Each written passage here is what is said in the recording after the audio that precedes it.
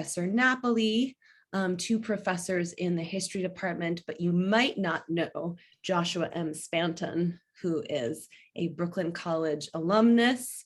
He graduated 2 years ago. He was one of the star award-winning students in the history department. We all love him very much and are so excited that he's here. And he's also a veteran of Afghanistan. So we'll have Professor Johnson talk first, and then Professor Napoli, and then Josh will speak. So Professor Johnson, take it away. Thank you very much. Thanks for the invitation to everyone. It's always fun to be here. So I'm going to put together a short presentation. So I will share my screen and the sound. So as I was sort of thinking about how to go about this this topic, one of the things that it seemed to me that Afghanistan, in a couple of different ways, is a good reminder of why history is frankly so important. In part because it provides perspective that sometimes is necessary to interpret fast-changing events, and in part because it provides a mechanism for all of us, but particularly for policymakers, to understand and interpret difficult to comprehend events. So I'm going to talk a little bit about both of these and quickly trace through the what I see as the key points in the U.S. relationship with Afghanistan, which was a part of the world that really was beyond the reach of U.S. diplomacy until the Soviets invaded Afghanistan in the 1970s. But one of the striking things to me is that repeatedly between 1981 and 2020, Afghanistan was hailed as a wonderful victory for U.S. foreign policy because it looked that way at the time. Even though now, with a degree of perspective, I think just about all of us would take a different approach. And there are three examples of this. The first is what I have here on the screenshot, which is the Reagan administration's approach to Afghanistan. So after the Soviets invaded Afghanistan during the Carter administration, Carter kind of botches his response. He imposes an arms embargo on the Soviet Union, which only harms U.S. farmers, and he boycotts the 1980 Summer Olympics, which only harms U.S. athletes. Reagan wants a different approach. He's very interested in covert operations, and he pushes this idea of a covert arming of the Afghan resistance, the Mujahideen, which gets the support in Congress because it's a covert operation. It has to get congressional support, of this truly bizarre figure who Tom Hanks did a terrible film on a few years ago. Charlie, I mean, if you could imagine an actor who was less suited for the role than Tom Hanks, it would be very difficult to imagine. Charlie Wilson was not an all-American guy, but Wilson is fascinated by the idea of intervening. He gets the support of William Casey, and the result is that the U.S. Seems to win the war on the cheap. It supplies the Afghan rebels with these Stinger anti-aircraft missiles, which helps change the nature of the war. Critically, in the aftermath of Vietnam, the U.S. does not want to send troops. There's a fear that if there's massive U.S. casualties, people will be pulled out. Casey and Wilson devise a plan where the aid is all funneled through Saudi Arabia and Pakistan, which has long-term problems. But in 1989, as the last of the Soviet troops withdraw, this is seen as a wonderful victory. If you go back to the times that when Reagan leaves office, it's seen as a great triumph of Reagan foreign policy. I suspect just about all of us now would give anything for a communist government of Afghanistan over the last 30 years. Subsequent history would have been much, much better. But again, at the time, this seemed like a victory. So this is it's a reminder of the degree to which events that occur in the present often look very, very differently when we have a degree of historical perspective. Similarly, in late 2001, so the photo on the left, this is from the Bush presidential library site. This is Bush with then National Security Advisor Condi Rice, then White House Chief of Staff Andrew Card, and CIA Director George Tenet, who was the point person for devising U.S. policy towards Afghanistan after the attacks on 9/11. And Tenet's argument is that the United States should work with this anti-Taliban resistance group, the Northern Alliance, who tended not to be Pashtuns. So they're up here in northeastern Afghanistan, coordinate with them and drive the Taliban out. And you can see on the map here, the one that I have down on the bottom right, this too is seen as a great success. So again, if you go back to the New York Times, I'm not picking on the New York Times, I said the paper of record here, in late 2001, Bush's policy was seen as a wonderful move. Relatively small number of US troops relying on Afghan allies to do a lot of the fighting for the United States. The Taliban seemed to be on the defensive. This looked like a smashing success, so much so, as we all know, Bush reorients his attention to Iraq in response. The Taliban now control all of Afghanistan. So this bottom right map is no longer operative. Again, the benefit of historical perspective to analyze a policy that looked good at the time, but not in retrospect. And arguably by tying the U.S. to the Northern Alliance, the Tenet policy posed problems down the road when the U.S. Did this elusive search for Pashtun allies with which political allies with which we could cooperate, and were never really able to find anyone who wasn't incredibly corrupt. And then the third instance of historical perspective, this very famous photo. This is the Obama National Security Team, watching the raid on Bin Laden in 2011. And this too seemed like a tremendous policy success. The U.S. got into Afghanistan to root out Al Qaeda. Bin Laden has been killed. Presumably, then the policy would be over. It took 10 years to withdraw. The Obama administration didn't seem to really know what it was doing in Afghanistan in its second term. The Trump administration, didn't know what it was doing more or less anywhere. And Biden struggled as well. So I think the point here is that we have three instances that at the time were seen as unequivocal policy successes. It's not as if this really was much of a debate, that with the benefit of historical perspective, we can now see in the first two instances were badly flawed policies.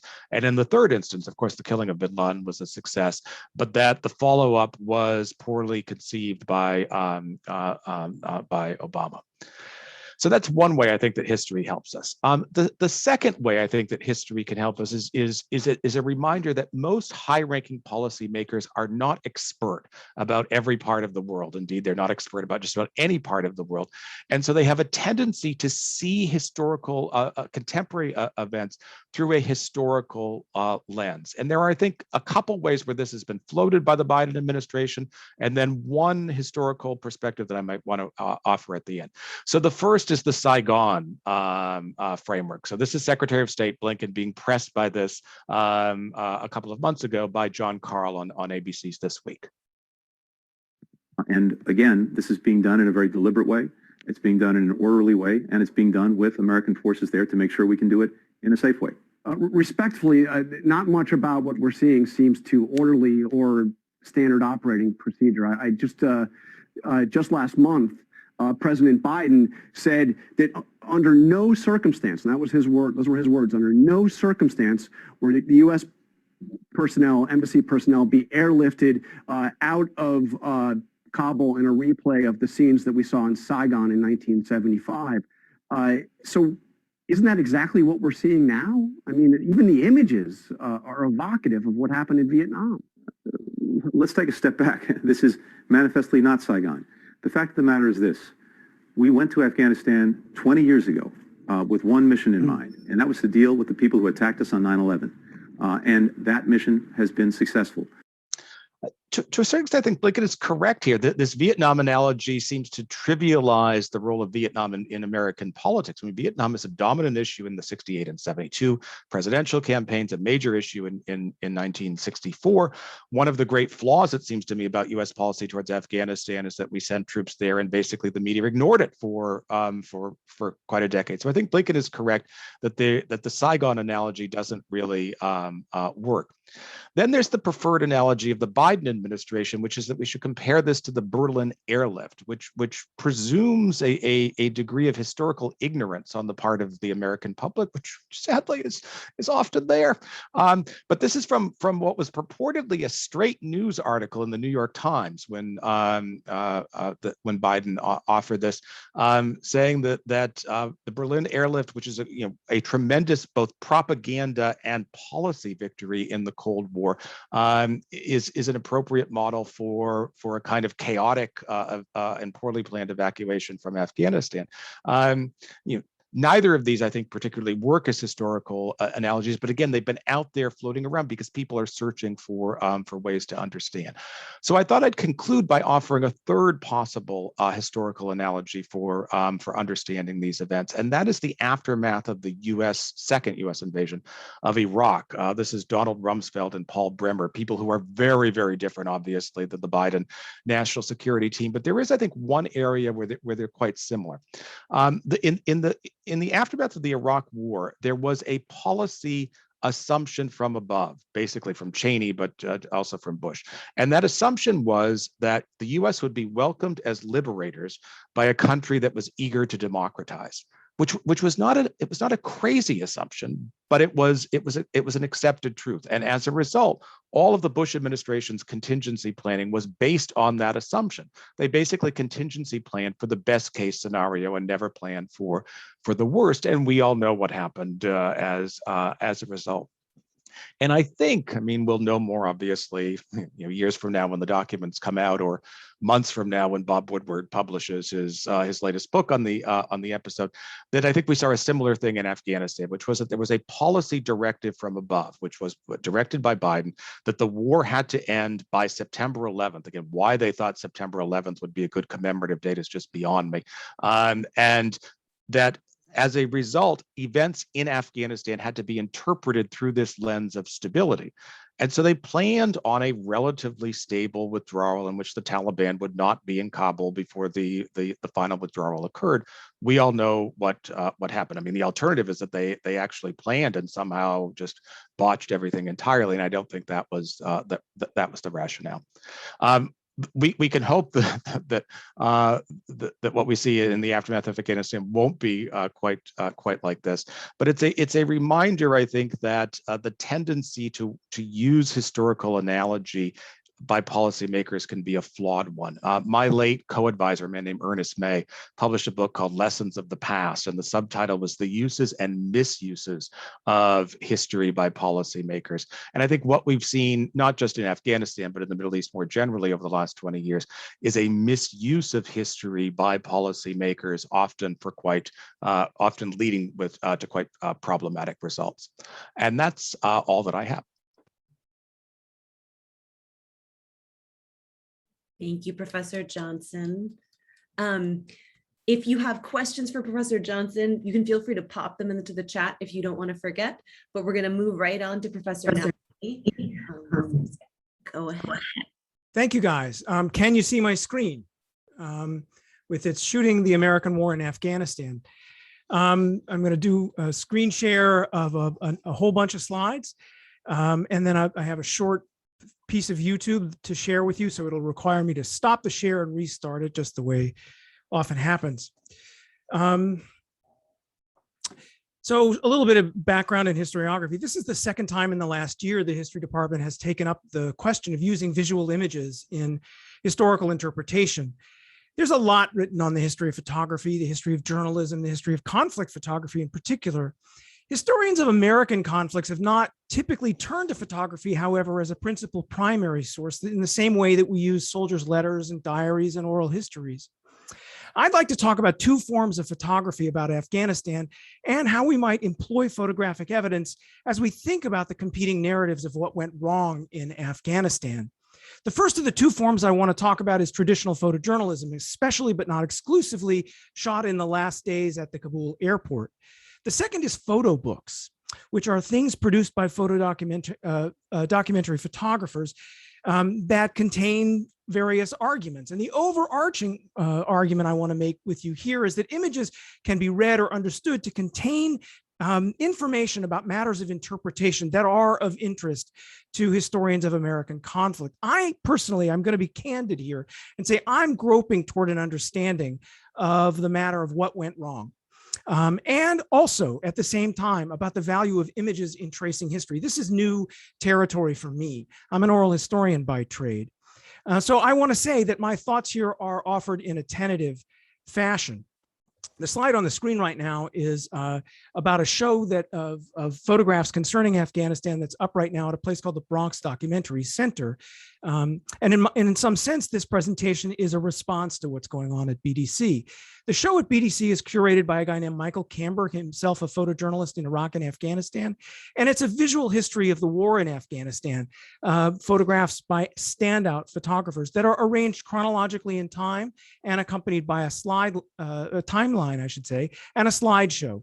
And the slideshow is matched with excerpts from interviews done by Camber over time with some of the very same photographers in the show. And you should go see it because it's really good. And there's nothing wrong at all with the show, but it is presented, as I say, as a chronological visual history of the war, and it's not thematically treated. There is really no argument on the walls. Instead, I want to take up this question of what went wrong in Afghanistan. Photographs operate on at least two levels and maybe others. There is the denotative level, what they actually show about reality. In this case, there are men standing on a hill and there is smoke.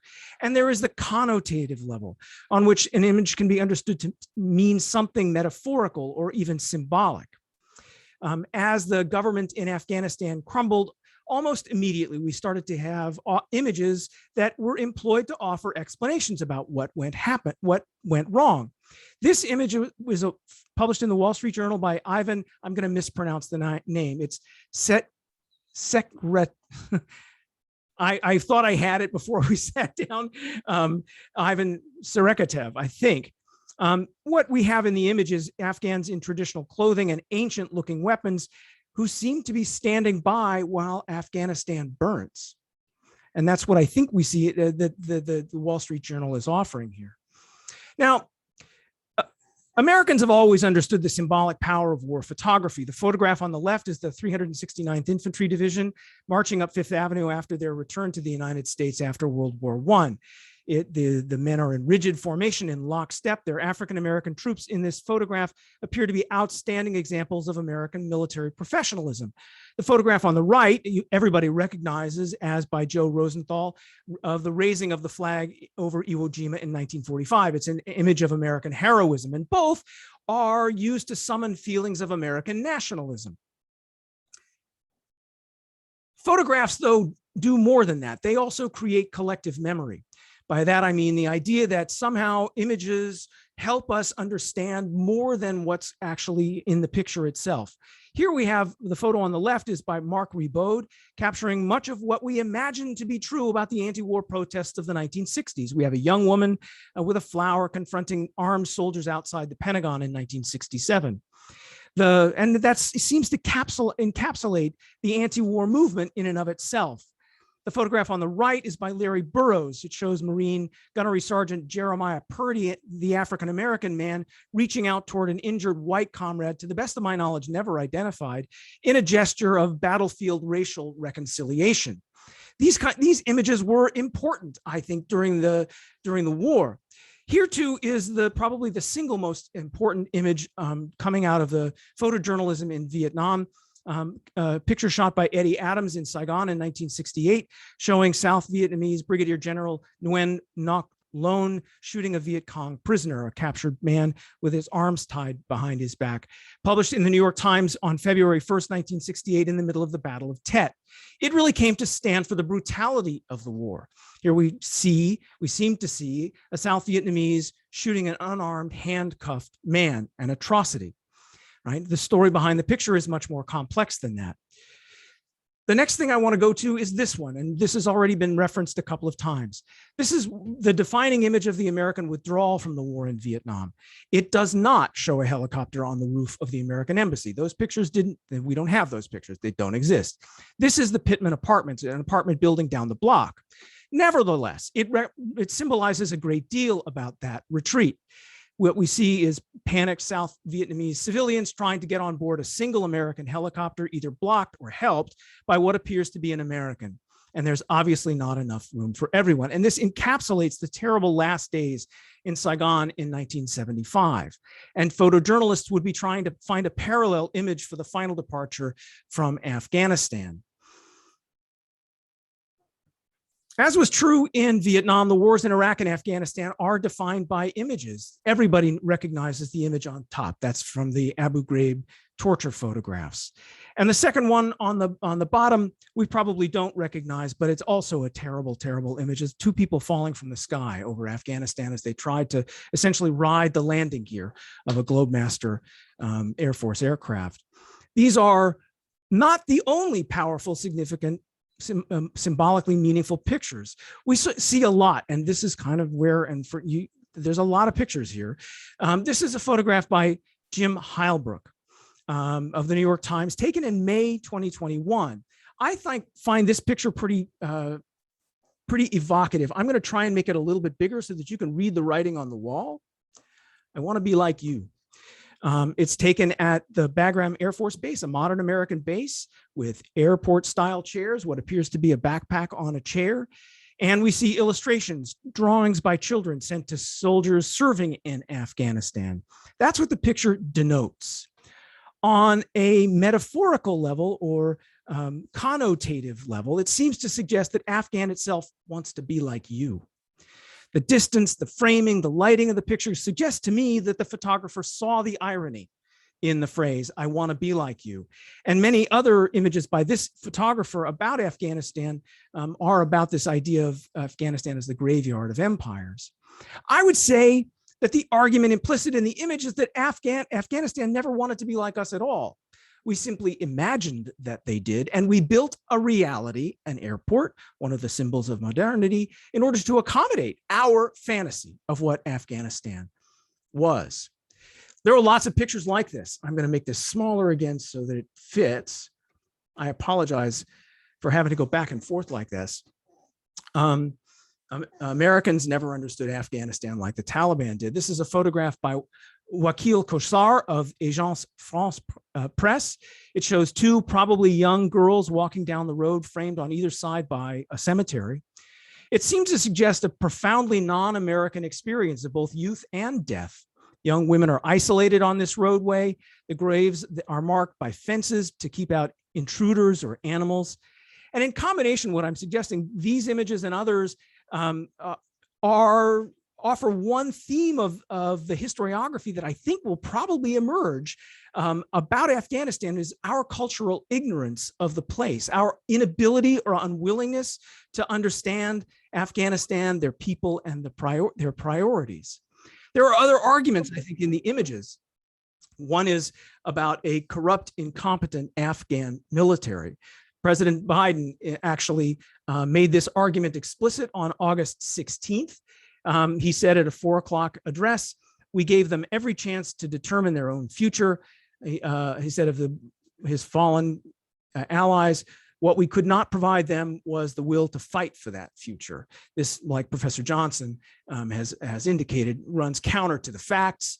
There were about 47,000 Afghan civilians killed, perhaps 66,000 Afghan service personnel killed in the 20-year American War.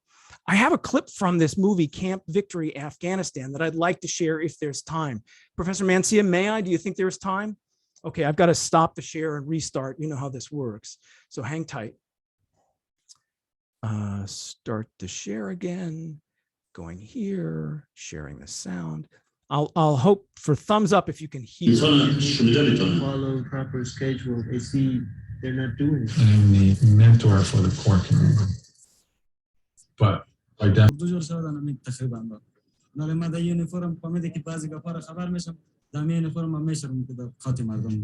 پیش که میگشتم در سال اول مردم خودش خوزدار میشد میامد در بغل ما عکس میگرفت امروز که باز نظام خراب میشه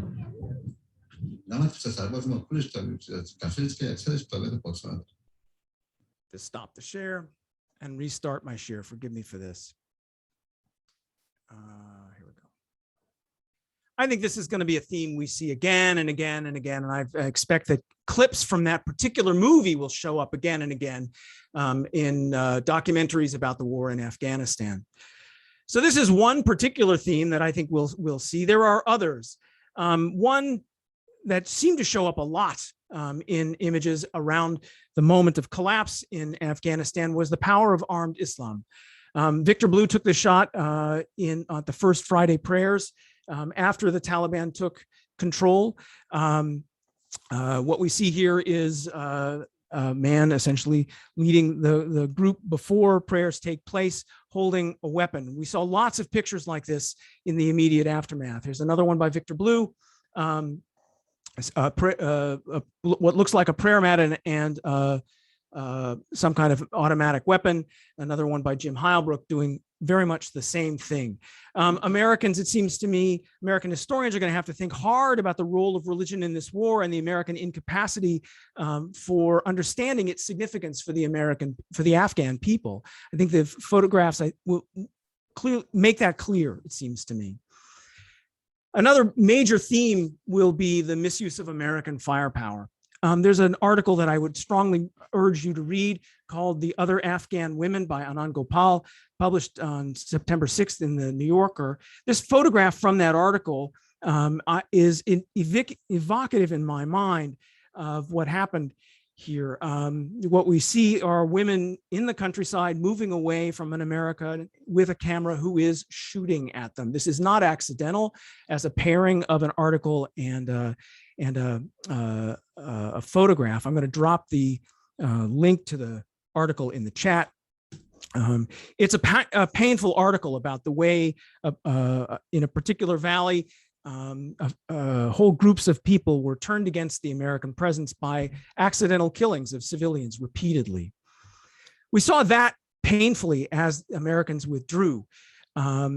As Americans withdrew on the 28th, 169 Afghan civilians and 13 US service personnel were killed by 2 suicide bombers outside of the Kabul airport. On the 29th, the very next day, the military carried out a strike against a target they said represented an immediate threat to American personnel.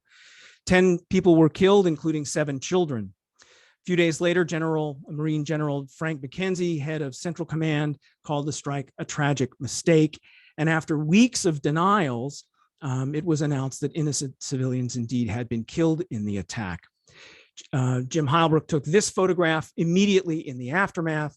One of the most impressive photographers, I think, working in Afghanistan right now and to this day is this guy Marcus Yam for the Los Angeles Times, who took this photograph of the funeral of one of the kids killed in that attack.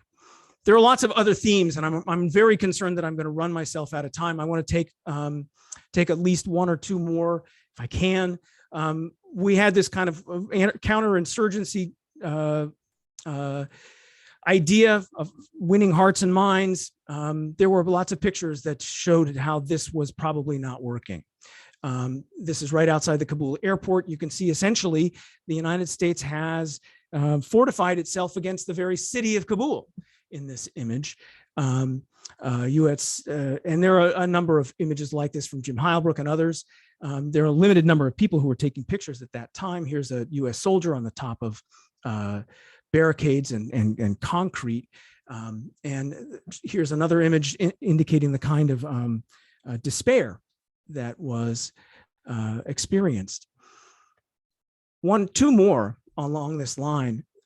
This is the kind of picture I don't think that will show up in very easily in American military accounts if we're not using photographic evidence. Here we have what is US military personnel patting down a child in a search for weapons, right? That's not going to get written about unless we use pictures, right? And it's not, I want you to understand, an isolated instance. This happened all the time, right? We'd like to think of ourselves quite differently. In fact, we'd like to think of ourselves as this. These pictures were all over the place too, right? As the airport fell or was surrounded and the evacuations were taking place. There's a Marine being handed a baby by Afghan civilians. Later that day, the Department of Defense said that the parents asked the Marine to treat the child because the child was ill. He was treated by a medical professional and returned to the, and I don't know whether or not that's true, but that, so says the DOD. But despite that, we saw all kinds of pictures by the DOD. This is from a Norwegian soldier holding a baby. American personnel and babies seem to go together in the story of the Kabul airport. Here's yet another. I'm just going to run through these because they're so common. This is airborne public affairs, another Marine Corps photograph. And then there are the pictures of soldiers holding babies everywhere. Now, maybe I'm biased and these are the ones I gravitate to. It's possible. I don't really think so. I think the DOD was offering us an interpretation of American goodness that was not understood or reciprocated by the Afghan people. Picture again. And finally, we come to these images. These were extraordinarily painful pictures. This is Sergeant, I think her name is Nicole Gee, G-E-E, in Kabul just days before the attack. This was published in the Times. The photographer is not identified. The image, it seems to me, seems to link American motherhood to service in Afghanistan. To repeat myself, the suggestion here for these series of images is that the Afghan people didn't appreciate American sacrifice.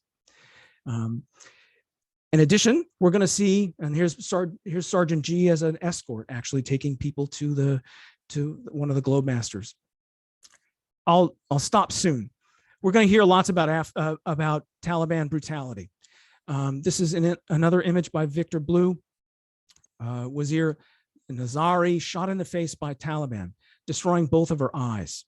By implication, the Taliban do not wish people to see.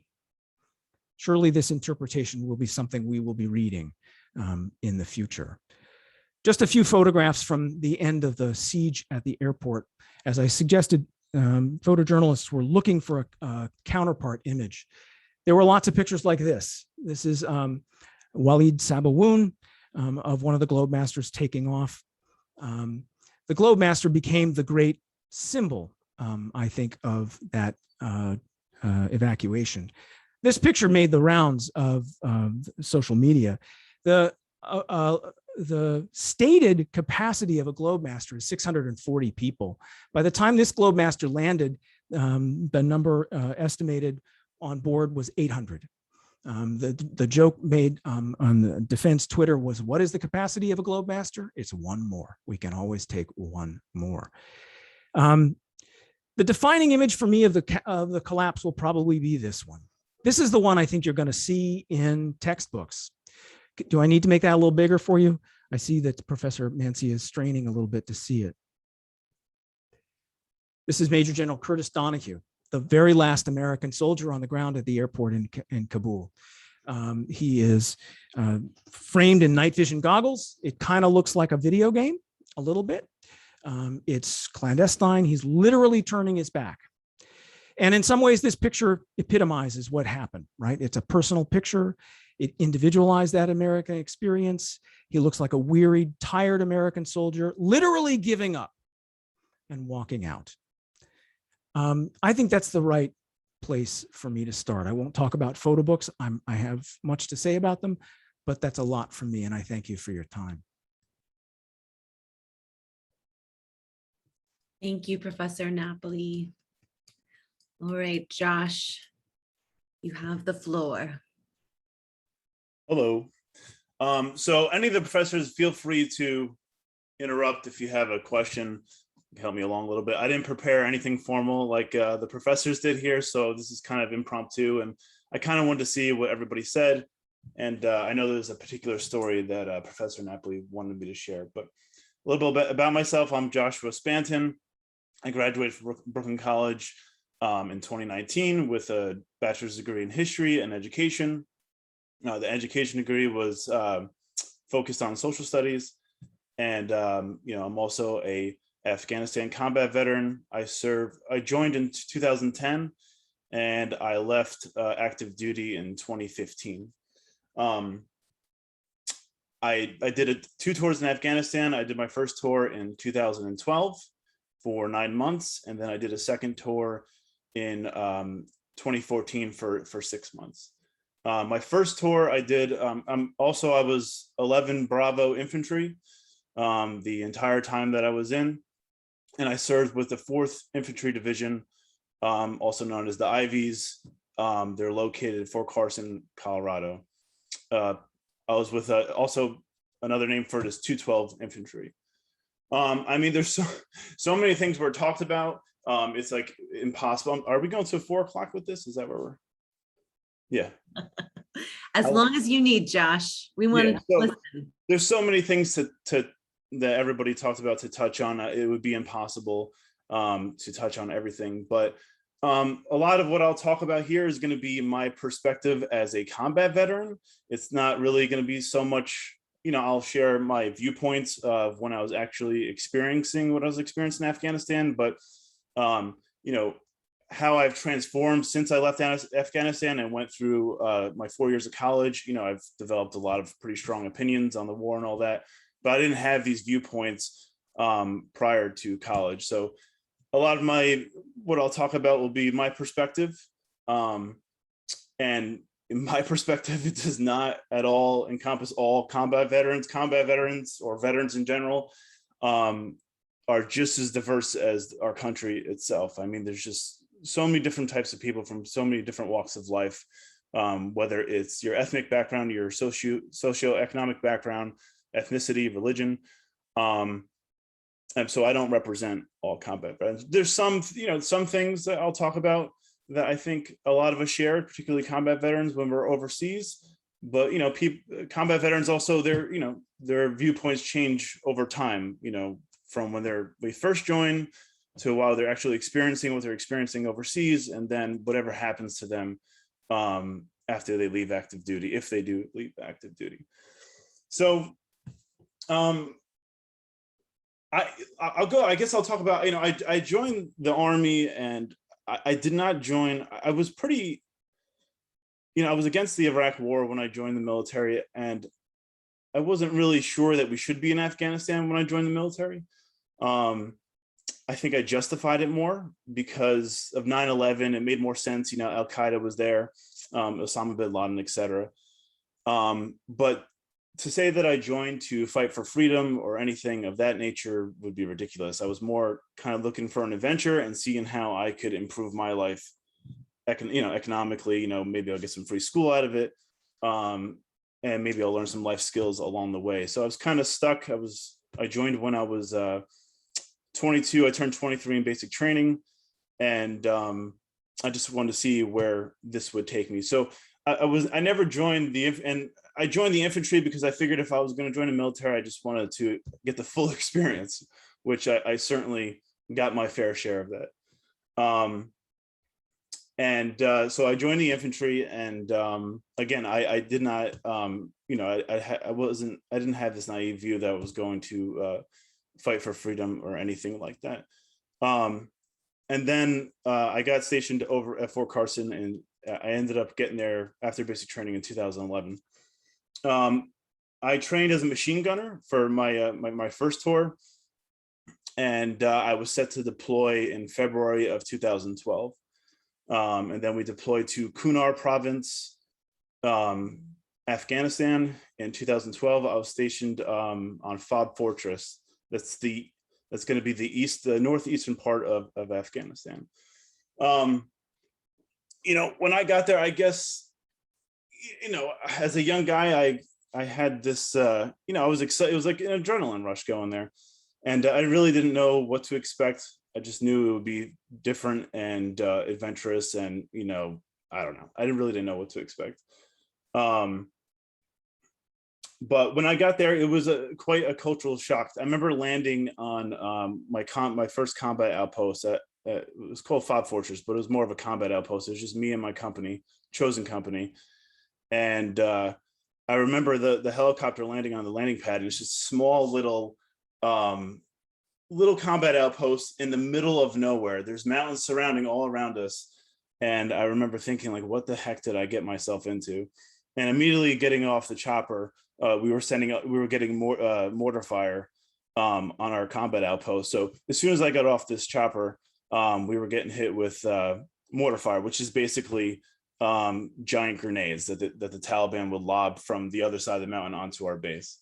So, immediately upon it, I was like, what the heck did I do? How did I get myself into this situation? But so it was a bit of a shock landing there on a combat outpost. And again, I was a machine gunner. I ended up machine gunning for my platoon sergeant in the trail vehicle. So our main patrol at Fob Fortress was to patrol what we called MSR California. It was this major highway in Kunar province, and we had to patrol that highway to make sure it was secure and everything was running smoothly, that cars and everything were able to flow smoothly and all that. And I was the trail vehicle for my platoon sergeant, and I used a 240 Bravo machine gun. So I'll share a story I know that Professor Napoli wanted me to touch on, and it was a pivotal moment in my experience in Afghanistan, and probably what led to my more left-leaning political views going into college. And we did the Professor Napoli and a few of us did a oral history article on American empire imperialism, and I share some of this story in there. But so, and forgive me, some of these experiences could be pretty could bring up a lot of emotion when I talk about them, so I'll get through them. But so my first firefight, we were traveling down MSR California. I was in the trail vehicle, and I remember I was just like listening to music, and we were we've gone up and down this MSR California 8,000 times, and we got ambushed from the Taliban. So there was like these two ridge lines, you can see my hands, and then we were kind of in the middle. And there's like, I guess there's 5 trucks, I don't remember anymore. And I got ambushed with AK-47s, PKMs, RPGs, everything they could throw at me.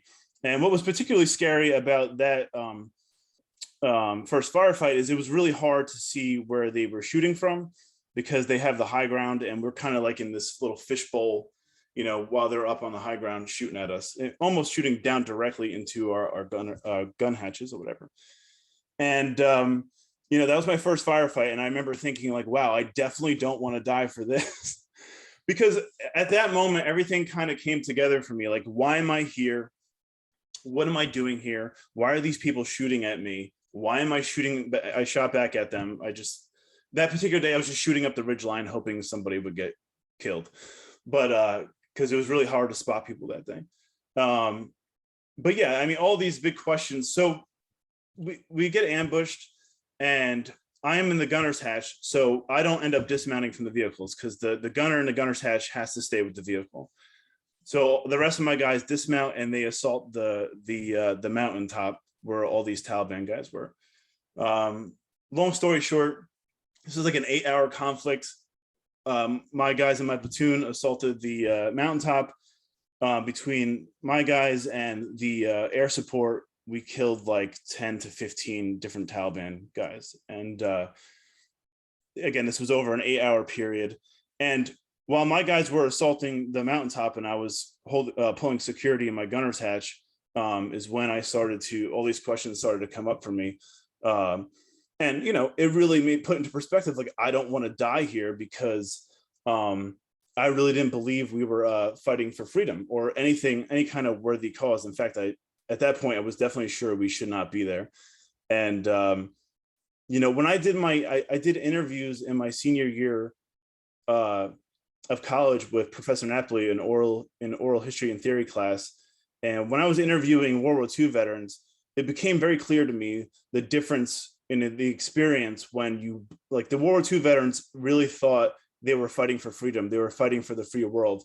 And there was a lot less trauma. I mean, that's how I viewed it, from those life or death experiences, because they were willing to put their lives on the line for something they thought would benefit future generations. And when I did interviews with post 9/11 veterans with Professor Napoli, I realized that a lot of guys like myself and and other post 9/11 veterans, the trauma, I think a lot of the trauma from those experiences is exacerbated by the fact that we really didn't think it was worth dying for. So I had all this time when we had air support and my guys were assaulting the mountaintop to think about all these things. And it was almost like an outer body experience, like a bird's eye experience when all this was taking place. I mean, obviously, it was probably one of the most crazy experiences of my life. And so towards the end of this conflict, we ended up catching, I'm going to take a drink, hold on. We ended up catching one of the Taliban members who was, I don't know, he could have been shooting at me for all I know. I have no idea. And it was getting dark out, and they're like, all right, we're going to bring this, the Taliban guy we caught, we're going to bring this guy to the 3-7 truck, which is my truck. And I'm going, holy shit, they're going to bring a Taliban to my truck. Like, when you're in basic training and when you're training up to go to Afghanistan, the Taliban might as well be this boogeyman ghost in the mountains. Like, they're not human, right? You're trained to not think they're human beings. They are evil. I don't know, maybe they have superpowers or something like that. You create all these, images in your mind of who the Taliban might be. It's not the normal Afghan, right? Those are just people, right? It's just boogeyman in the mountains. And you have to kind of do that. You kind of have to demonize these people so you can prepare yourself for war. I mean, how else are you going to get your mind right to prepare yourself for something like that? So they're over the radio. I can hear they're bringing them to a truck, and I'm excited because I'm like, wow, this is crazy. They're going to bring a guy down to my truck, and they end up bringing this guy into my truck. The hatch drops down. I'm in the gunner's hatch. It's really dark out at this point, but there's always little flashing lights in, from all the little computers and stuff in my truck, green and red lights, and they sit him down. And I'm looking down my hatch, and all the lights are lighting up this kid's face, and it just hit me. Oh my God! Like, this guy is no different than the rest of us. He was easily 19 years old. And when he sat down and I saw, he just completely, he looked sad. He looked sad and completely broken, and obviously terrified, but more broken, like soulless almost. And I'm looking down at him, and I'm just like, me and him are not much different. We're just two young guys. I was 24 at the time. This guy had to be 19, maybe 20. He could have been a little bit younger. I'm not really sure. And I guess I saw the humanity in him. And, and when you humanize the enemy, it makes it even harder to, to participate in that conflict and make sense of it. I don't think any other soldier had that experience like I did. But for me in particular, that's what happened for me. And then I came to find out that they found a Pakistan, Professor Napoli touched on Pakistani Taliban. He had a Pakistani high school ID on him. So a lot where I was in Kunar province, they were come over from Pakistan. I think they recruited a lot of guys. And again, I just want to make clear, I am no foreign policy expert, so everybody knows. I think they recruited a lot of guys, the Taliban from Pakistan, from Pakistani high schools, and they, to make some extra cash, they would come and set up ambushes to shoot at the Americans, and which again really impacted me. It had a huge impact on me as well to find out that he was just doing this for some extra cash, and he had a high school ID on him. So they ended up pulling him out of my truck, and then we handed him over to the Afghan army. And I don't know what happened to them. They might have killed him. I'm not really sure what, and we didn't end up taking him back to the base. And so when this Afghan collapse happened, which I didn't care. I was not surprised when the Afghan government completely collapsed, even the way how quickly it collapsed and how quickly the Taliban took over. I was not in the slightest bit surprised, because my experience over there, I know Professor Johnson talked about. I did notice a lack of will to want to fight the Taliban when I was over there. And again, I'm no foreign policy expert. this is my perspective from when I was there. You know, I also went to Capiza province, which was even more crazy towards the end of that same tour. And, you know, a lot of these Afghan army guys, like they have family members in the Taliban. You know, they have to, they work with the Taliban on a day-to-day basis, you know, within their own code, you know, whatever it is, I don't know, trade or, you know, food, whatever it is, I'm not really sure. So I don't know the exact reasons they didn't have the will to fight. I just think this idea that we can import democracy, so-called, in these other countries without even, you know, slightly addressing all the complexities of their culture and their history is just ridiculous. You know, I will say that when I was there, you know, me and other combat veterans, while we're there, you know, it was kind of a joke, like, oh, we're fighting for freedom every time we left for a mission. You know, because it was the consensus, at least in my view, that a lot of us knew that we weren't there doing some real freedom fighting work, that, you know, even if we couldn't identify the word imperialism, you know, we knew that it was kind of a lost cause being there. I think a lot of veterans still have that viewpoint. I think some veterans, after they experience these things, they try to make sense of that experience by justifying it more. You know, I noticed a lot of veterans online and stuff that I served with, they, you know, they try to justify what they did over there. And I understand why they would do that, because a lot of us, we risked our lives, we risked our mental health to do what we did over there. Probably none of the professors know that. I have service connection for PTSD and anxiety and stuff like that. Some of you might be surprised by that because I don't really show it, but so, you know, a lot of us, whether they are physical or mental scars, you know, we all gave something up over there. You know, I always said I lost my innocence in Afghanistan.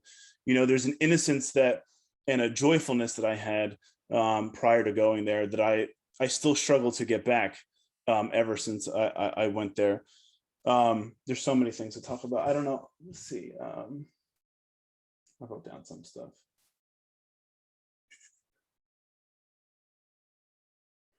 So yeah, like I said, not all veterans are the same in those viewpoints, but I think, you know, and again, a lot of us try to make, I think some of us try to justify and make sense of it.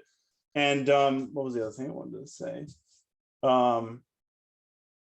You know, and the other thing that, and this is my personal opinion, is like, you know, after the collapse of Afghanistan, all of a sudden everybody's interested in what's going on over there. They're using it as a political weapon to, you know, say Biden's a terrible president, Trump's a terrible president, whatever. And nobody can, you know, when I was there in 2012, you know, it was, nobody even knew what we were doing. People, my girlfriend, my wife, who was now my wife at the time, like, oh yeah, my boyfriend's over there in Afghanistan. And they're like, we're still there. So nobody cared. We lost at least 16 guys in my my brigade, maybe more, in my brigade in 2012, and nobody cared. It wasn't on the news. Nobody was talking about it. And my personal opinion is, I think, even though I disagree with a lot of things Joe Biden does, is, you know, thank God he had the courage, the political courage, to pull us out of there and rip that Band-Aid off. And you know, because, you know, again, nobody cared when we were there 10 years ago, and we were all risking and losing our lives even then. But now everything has become very politicized. And, you know, I guess I'll end this. And if anybody has any questions, please feel free to ask. You know, I thought, you know, when this whole collapse Afghanistan thing happened, you know, I was like, oh yeah, duh, no shit. But I guess as it kept rolling on the news, it was really a lot more emotional than I thought I anticipated. And also, it did become a little shocking, I guess, at the maybe at the how rapid everything fell.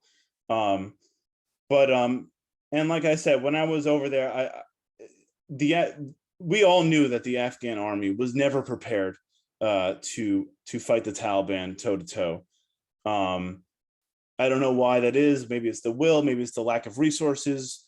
Who knows? But most veterans would not have been were not surprised by the collapse. So that's all I got. And feel free to ask me anything you want. So. Thank you so much, Josh. It's fantastic. All right, guys. Questions, comments, connections, considerations. It feels like there's nothing else to say now that Josh has shared so much with us, but. I just want to say, Josh, we've put it in everybody's putting stuff in the chat, but thank you so much for sharing with us. This is not easy for you. Sometimes it's not easy for us, but we need to hear from you, and we're so grateful. So thank you so much for coming back and sharing with current students. We all know how much you've shared with alum like yourself. So thank you. And everybody read the piece that Professor Napoli and Josh and others wrote. It's super powerful. Yes, thank you. I always love keeping in contact with Brooklyn College. Rodwan, do you have a question?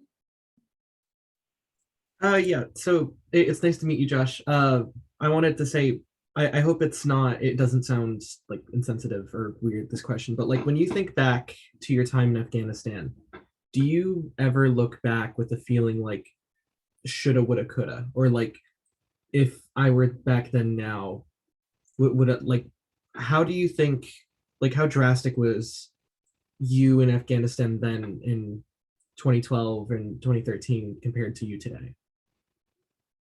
Can you rephrase the question a little bit? Sorry, I'm like coming up with it as I go too. Sorry. Like if when you look back on Afghanistan, don't be afraid to. You're not going to offend me. Don't worry. Okay. When you look back at Afghanistan, right? Do you ever look back and like have any regrets? Do you ever think like I shoulda, woulda, coulda? Yeah. So regret like actually going there and doing and signing up. Yeah. You know, it's tough because had I lost my life there or had I lost many limbs, I don't know, maybe I would have a different viewpoint. I mean, the Army, I loved Army life. I don't, yes and no, right? So if it wasn't for the military, I wouldn't have my education. I wouldn't have my insight and wisdom. Not only just as far as Afghanistan goes, but even in my own personal life, it's made me stronger in a lot of ways. It just has made me a more, I don't know, it's made me I'm able to think deeper about things. And, it had me grow up quite quickly, pretty fast. On the other hand, I do, I do suffer from, like anxiety and all kinds of mental health stuff that I struggle with even to today. Even doing this presentation brings up a lot of anxiety, and it's hard for me to even get through.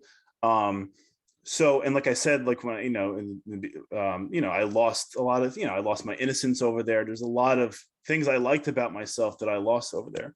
So, I would never change anything. I would do it all over again. But, it's hard to say, I don't know if I came back with one arm, I might have a different viewpoint of that. I'm just happy that I made it through all that, basically able to, still function. And, so that's a tough question. I mean, yes and no, but I would do it all over again. And I'm not offended by your question at all. All right, thank you for the answer. I don't have any, I think some people, especially in academia, like, do I have any moral qualms about what I did? I mean, no, not really. I think it's on our government and our society to keep us from doing these wars that I don't agree with. I view the guys on the ground, us fighting, as the worker bees, right? Someone's going to do it, whether it's a draft or we volunteer. And the other problem is, the military is upward mobility for many Americans. They don't give us free education and disability benefits in the civilian world, but they sure as heck give it to you in the military world and post-military world. So, despite the moral qualms about going and fighting in these wars, there's a lot of social benefits for Americans, which we're denied in right? We can't even get healthcare, right? So, so yeah. But thank you for your question. I appreciate it. Thank you for the answer. It's nice meeting you again.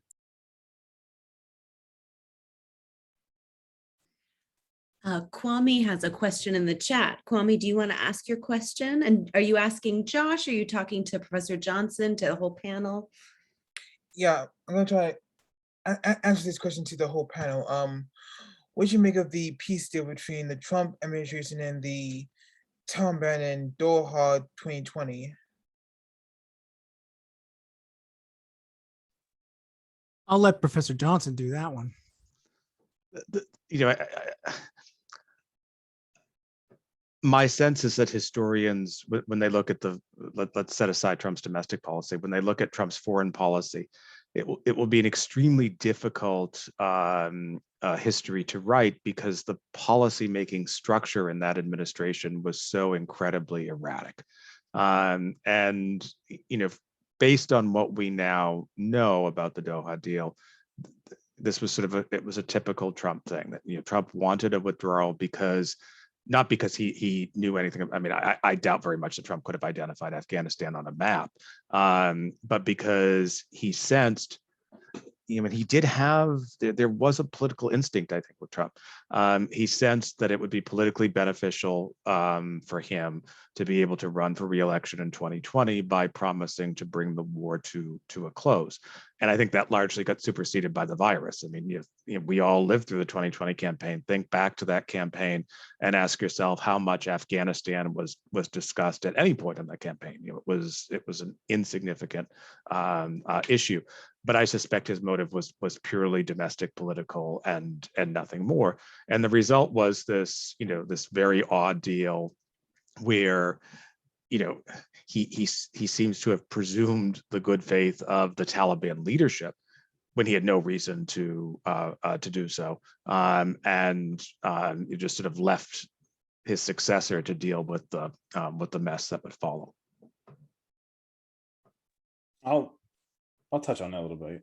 So I mean, I personally, I despise Trump, but I obviously I agreed with this idea that the Taliban, you know, has been positioned to take over this country for a long time now. And I know Professor Johnson, you know, I saw those maps that you put up, and it's I guess if we could arguably say they may have not been able to take over Afghanistan that quickly had we never been there in the first place. But again, I wouldn't know for sure. But you know, I was again, and Trump's you know, everything Trump does is disingenuous and not really. It's only for his own you know, personal gain, in my view. But I was perfectly okay with him, you know, opening up the lines of communication with the Taliban. I don't obviously agree with the Taliban's ideology. I think they are, yeah, obviously they have a horrible ideology and have many problems. But you know, I also maybe arguably Trump set up the framework for Joe Biden to finally finish this, because now from both left to right, it was kind of a consensus that we wanted to get the hell out of Afghanistan, until we actually did it, of course. You know, my view is that we have to work with the Taliban, no matter what we think of them, because they control the country. And maybe the best way to make sure that human rights are respected is to, you know, I don't know, work with them, I guess. I'm not sure, but that's how. But, you know, I was pleased to see him do that. But again, it's always disingenuous. So I don't know. I don't know if it matters much, but thanks. Thank you. I have to say that I am sitting here, I mean, and just amazed at how universal some of the things each of you have brought up are when thinking about history and its uses and its misuses and how we interpret it and discourses. And I'm thinking about the sort of like highfalutin theory we read in History 2001, right, in our historian's craft class, and how we're really seeing it play out in each instance, in each presentation here on the ground. And I'm interested, Josh, I mean, is there anything that you learned, any moment in a Brooklyn College class where you really sort of something locked into you? I think that there were many moments. You know, I heard from Professor Wills about moments. I heard from you about moments in 2001, right? But is there any like theoretical text or, you know, tidbit of history that you learned that sort of furthered this journey that you were making from your from the moment where you got to basic training all the way to now? Anything explicit, you know? I mean, it's hard to pinpoint one particular reading or whatever. It's been a while now, but you know, I think even from when I was at BMCC going into Brooklyn College, I mean, studying anything regarding imperialism and capitalism, and kind of seeing, you know, how profit drives these wars, and how just studying how that we as consumers are always kind of contributing to the production of capital and stuff like that, and how wars play a large role in this. It was just accumulation of all the theory I read in philosophy classes at BMCC, your basic 101 intro to Marx and every other Western, and Eastern philosophy. And then, I guess combining the philosophy and the theory that I read in political science at BMCC, and then connecting that with history. Not that we don't do theory in History 2001. Kind of put it all, all together for me. And it's kind of why I have such a, anti-war stance, because, I see a lot of these wars are, for me, or, to make, big corporations rich and to expand our influence around the globe. We may not take over, like in the past where countries just, completely take over, but, being in a country and trying to influence them and trying to set up a so-called, Afghan government is not much different than just trying to take over the whole entire country. And, I guess from the, my experience in Afghanistan, coupled with, reading a lot in college, is why I have more of a, hands-off approach to foreign policy. But it's hard to pinpoint specific, specifics. It's been a little while. So no worries. No, it's great. And I think that the insidiousness of exactly what you've learned, right? How it seems to be in journalistic photographs that are totally neutral because they're in newspapers, right? How it seems to be in policymakers' discussions of policy as experts, right? Who are totally neutral, right? Who are not, right? All of this discussion of bias that we do in history classes is not just an annoying thing that we do to help students understand point of view. Yeah. I guess what really gets to me, and Professor Wills will enjoy this, is that, Professor Napoli was showing all those images of Marines holding babies and stuff like that. And that's all real. Look, they're all people like me and everybody else who are human beings and care about other human beings. I mean, if you didn't care about those babies while you're over there, then there's, you're crazy. Those are real images with real raw emotions.